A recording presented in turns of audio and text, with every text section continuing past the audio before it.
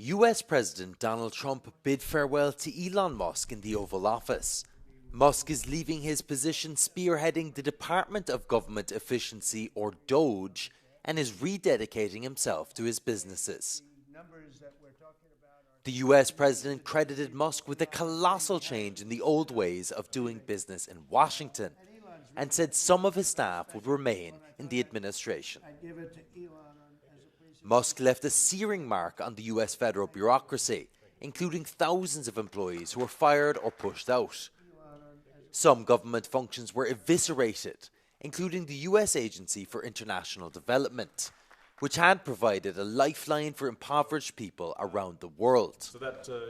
Boston University researchers estimate that hundreds of thousands of people have already died because of the cuts.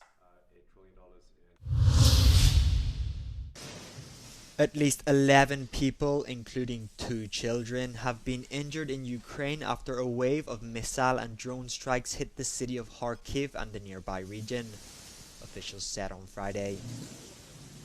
They reported a major fire at a municipal transport enterprise, which extended to surrounding residential buildings.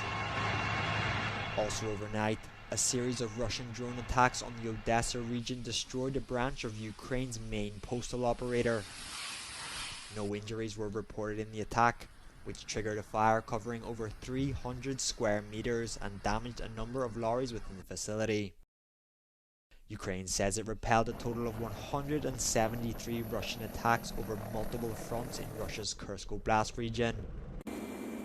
The fiercest fighting was in Pokrovsk, where Ukrainian forces halted 66 assaults.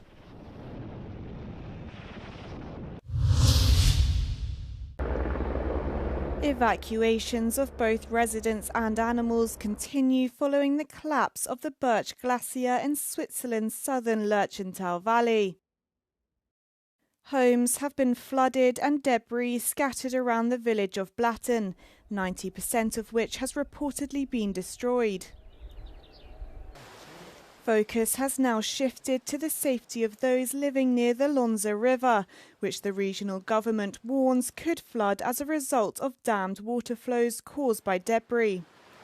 J'ai pas dormi beaucoup non plus cette nuit. On attendait tout le temps, arrive quelque chose, il faut partir.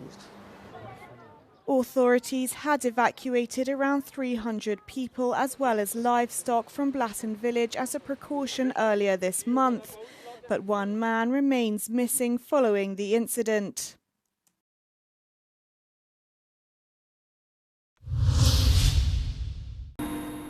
Tajikistan is home to nearly 14,000 glaciers, but more than 1,000 have already disappeared. The country has the largest number of glaciers in Central Asia and sits at the epicenter of regional glacier melt.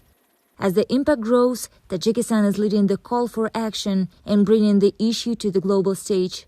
On the sidelines of the first high-level international conference on glaciers preservation in Dushanbe, President of Tajikistan Emomali Rahmon proposed launching a major study of the country's glaciers and creating a regional research lab. He also suggested focusing research efforts on the Vanchiach Glacier, formerly known as Fetchenko. It is the world's largest continental glacier and has already retreated by more than 1 kilometer over the past 80 years.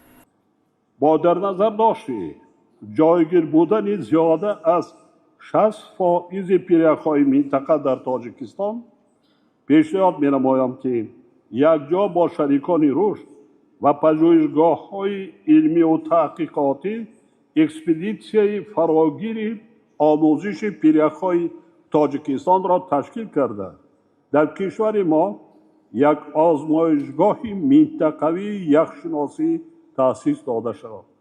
The high-level international conference on glaciers preservation has gathered over 2,000 people from more than 80 countries. Among the high-profile guests were UN Deputy Secretary General Amina Mohammed, Iran's first Vice President Mohammad Reza Arif, Pakistan's Prime Minister Mohammad Shahbaz Sharif, and other international leaders. The event marks an important step toward putting the UN's 2025 International Year of Glacier Preservation into action.